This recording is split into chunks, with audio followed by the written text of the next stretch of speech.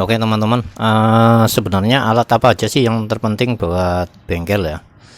Eh, di samping kita punya obeng, kita punya tang, kita punya kunci pas komplit, kita punya tracker ya. Di sini akan saya tunjukkan buat teman-teman semua yang mungkin membutuhkan ya informasi. Sebenarnya alat ini sepenting apa sih? Simak ya dari awal sampai akhir, nanti saya tunjukkan.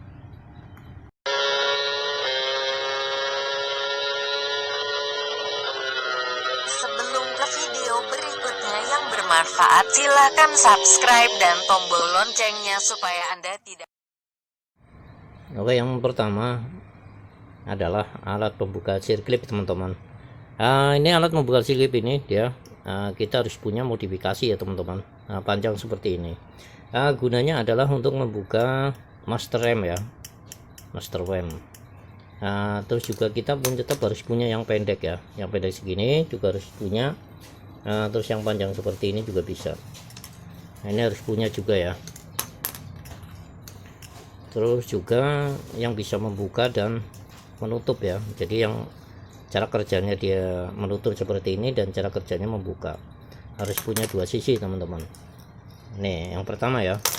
Terus yang kedua, ini adalah kunci mahkota seperti ini, teman-teman harus punya ya. Ini buat membuka kunci grand dan lain-lain ya, dan juga buat kampas ya, ini buat kampas gada depan ya, buat motor grand, Supra gitu harus punya. Oke, lanjut lagi, harus punya tang seperti ini, tang lancip ini sangat penting banget dan membutuhkan untuk mekanik ya. Nah ini saya tunjukkan alat seperti ini, jadi kita harus punya alat seperti ini teman-teman. Di samping kita punya alat khusus yang kita udah beli jadi ya, kita harus memodifikasi seperti ini. Yang mungkin ini harus dipendekkan seperti ini, pendek seperti ini T-nya, atau justru panjang, atau lebih pendek atau lebih panjang, kita kadang-kadang membutuhkan teman-teman. Nah nanti kalau teman-teman udah terjun di mekanik pasti akan tahu ya kebutuhannya seperti itu.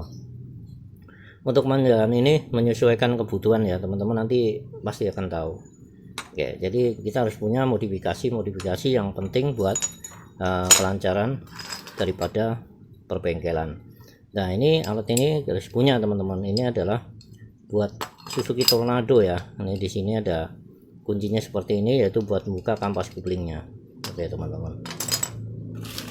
Terus di sini juga ini tracker, nih tracker magnet seperti ini, teman-teman harus punya. Di sini saya ada keterangannya buat racking, dan juga kalau bisa tracker yang lain teman-teman harus punya juga, minimal berapa set gitu ya. Ada lagi yang kita perlukan dan kita butuhkan adalah multitester. Multitester ini kita penting banget teman-teman, karena untuk membutuhkan ini untuk aki, untuk setrum, dan untuk mengecek kelistrikan atau juga mengecek kiprok, atau justru buat ngecek spool ya dan lain-lain. Pokoknya ini penting, teman-teman harus punya. Terus daripada yang penting lagi adalah palu.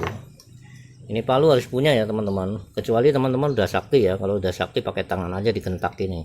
Kalau belum, nah ya kalau mungkin ilmunya belum tinggi, mendingan teman-teman masih pakai ini aja ya, kayak seperti saya gitu. Oke teman-teman.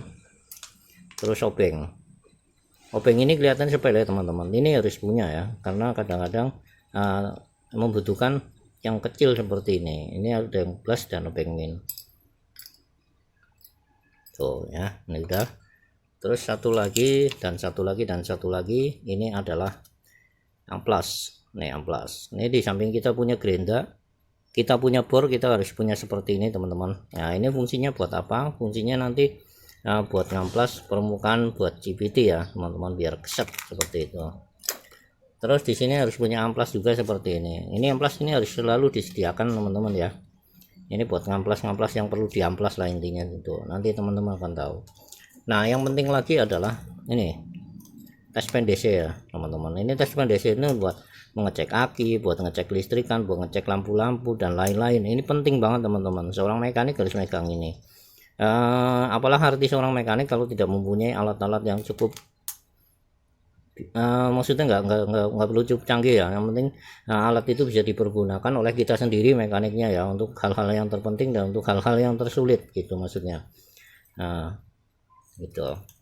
Terus satu lagi ini adalah alat manual reset ya, teman-teman harus punya ini reset buat mesin-mesin buat motor-motor injeksi seperti ini.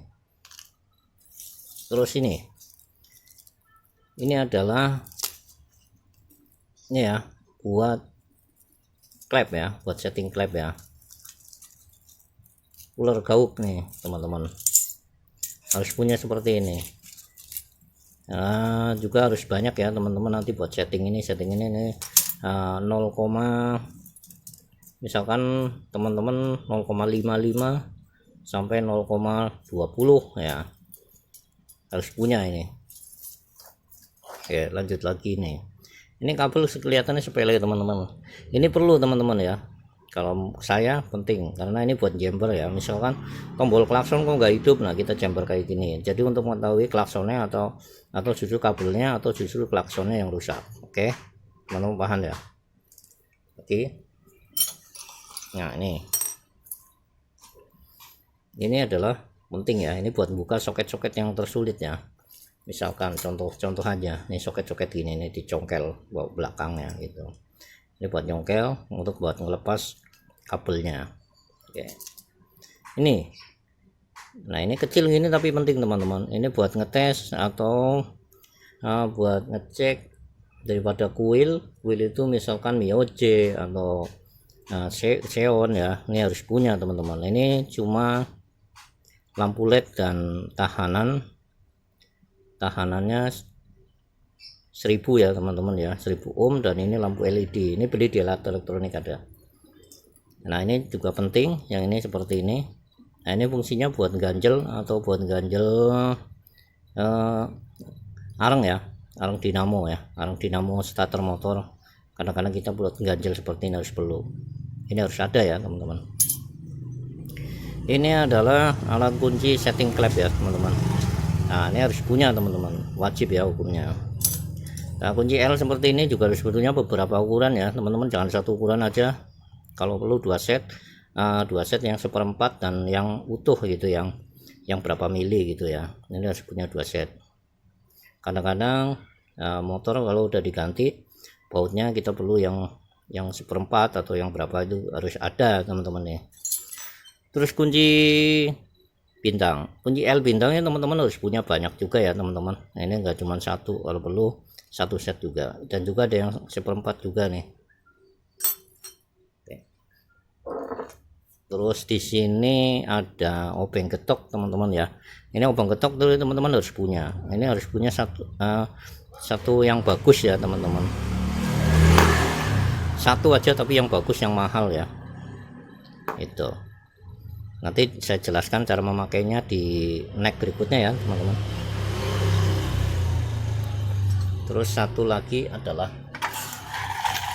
nah ini penting, ini ragum ya, suatu saat teman-teman masih butuh ini. Jadi kalau teman punya bengkel harus punya ini gitu. Pakai ini bisa kok, pakai ini bisa, tetap ya. Saya yakin teman-teman pasti biarpun tetap bisa tapi membutuhkan ini, karena kita suatu saat kita membutuhkan jepitan dan untuk menahan, untuk menggetok atau membuka dan sebagainya. Ini perlu dan ini penting teman-teman ya. Oke, udah paham ya teman-teman semua ya.